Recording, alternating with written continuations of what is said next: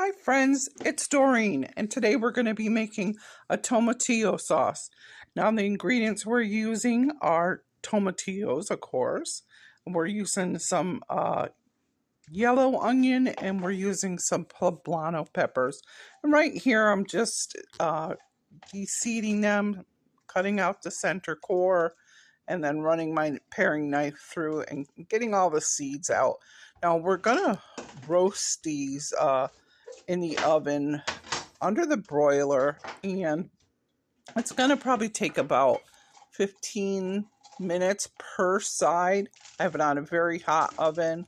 I'm trying to remember this batch I did, if I did it about, I think I might have done it at 375 or 425. I'm going to have to look back at some of my other records, but you want it in a hot oven, and I lined a baking sheet with aluminum foil, and you don't need to grease that, but you'll have lots of juices come out.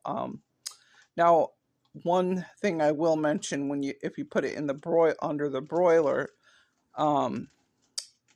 you don't want to put it right on the top shelf.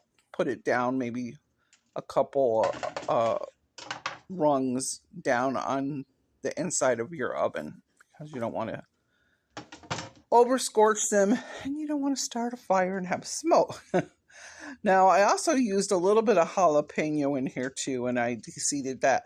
Make sure when you use the jalapeno to, after you cut that up and get the seeds out, wash your hands really well, so that way you don't end up touching your face, and that will be very painful. So just make sure you do that. But yeah, so anyway, like I said, I'm just de-seeding these, and you don't have to cut them up very fancy.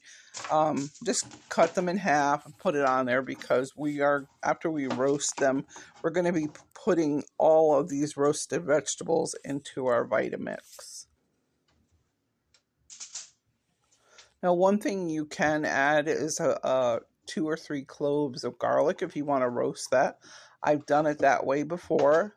I think on this batch I'm using some minced garlic. You can buy those little jars of minced garlic out of your grocery store, and that you keep in the refrigerator. That's what I used for this batch, but like I said, it tastes wonderful too if you can have some fresh roasted garlic. That tastes great also.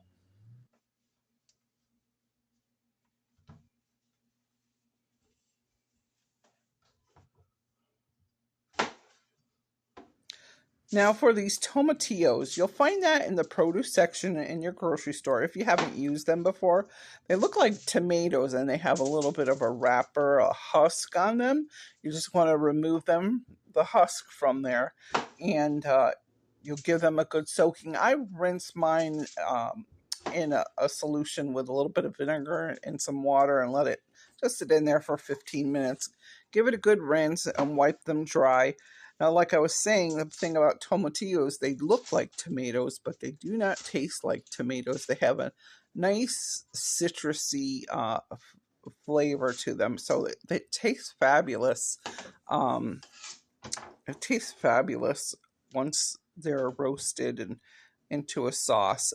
Now, I didn't check to see if they are in the tomato family. I don't think so, but don't quote me on that, because I'm not totally sure. But you do want to dry all your vegetables. You don't need to put any oil, like I said. And we're just going to put them in the oven now. Doesn't that look really pretty?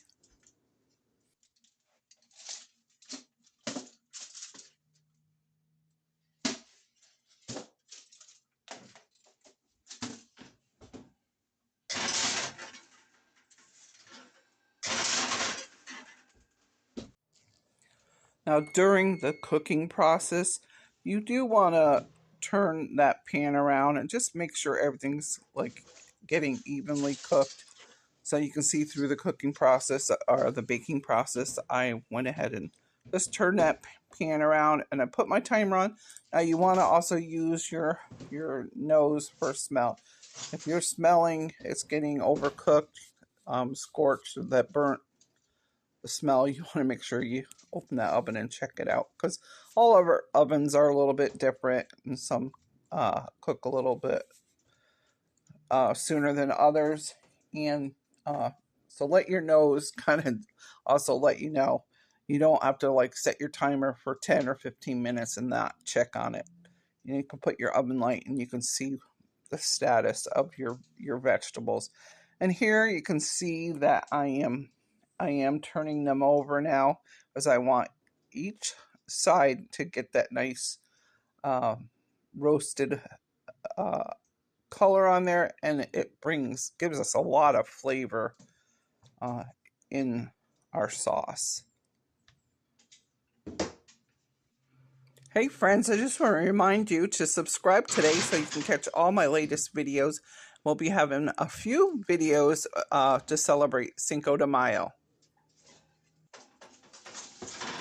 So you can see that these came out nice and roasted, and be careful, it's piping hot. But I'm going to go ahead and get a gallon-sized Ziploc bag, and I'm going to put those poblano peppers in there, and I let them sit for, I think, maybe 5 to 10 minutes, and then once they're cool enough where you can handle them, you don't want to do that right out of the oven. You'll burn your fingers and the skins won't come off as nice. Now you can see I'm peeling off that top skin because you don't want to blend that up because you'll have those little pieces of skin in your tomatillo sauce and it won't be that smooth. So that's why I'm removing those peppers.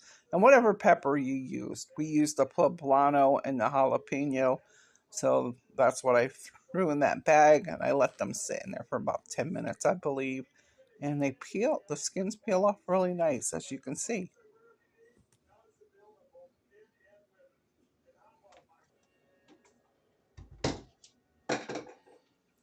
Now we're going to take those roasted vegetables and we're going to put them in the Vitamix. Now, one of the things that I do, I always put the softer things on the bottom and then the harder things on top. Just go ahead and fill that up, depending on how much you have. I think this whole pan will easily fit my Vitamix. Sometimes you'll need your damper that comes with your Vitamix to pulse it down. And I also save the drippings off of this pan. You're going to get a lot of nice juices from the peppers and the onion. And you want to scrape all that liquid right into your Vitamix. Use a spatula to make sure it got every drop.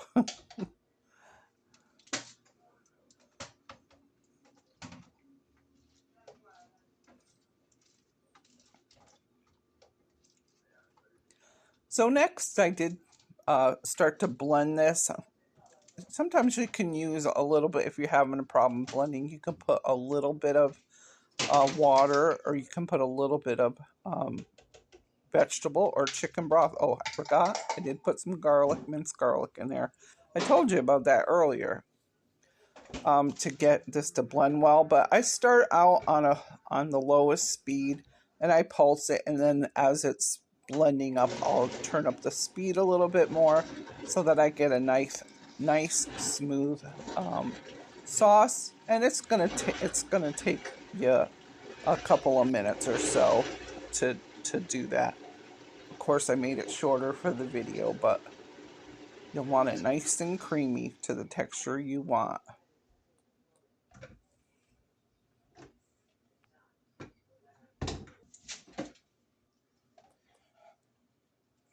So I'm done blending it all, and I had enough to fill about 2 small little mason jars. And you can see on the one screen I'm boiling it up because I was using that for a sauce for some enchiladas. But this is chunkier right now, and you can use this as a start of a green salsa. That would be a wonderful use of it.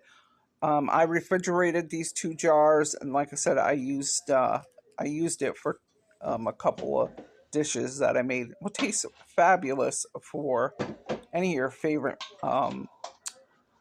Mexican dishes. I hope you enjoyed this, and I hope you give it a try. Keep watch this week because we'll be having a few nice recipes for Cinco de Mayo.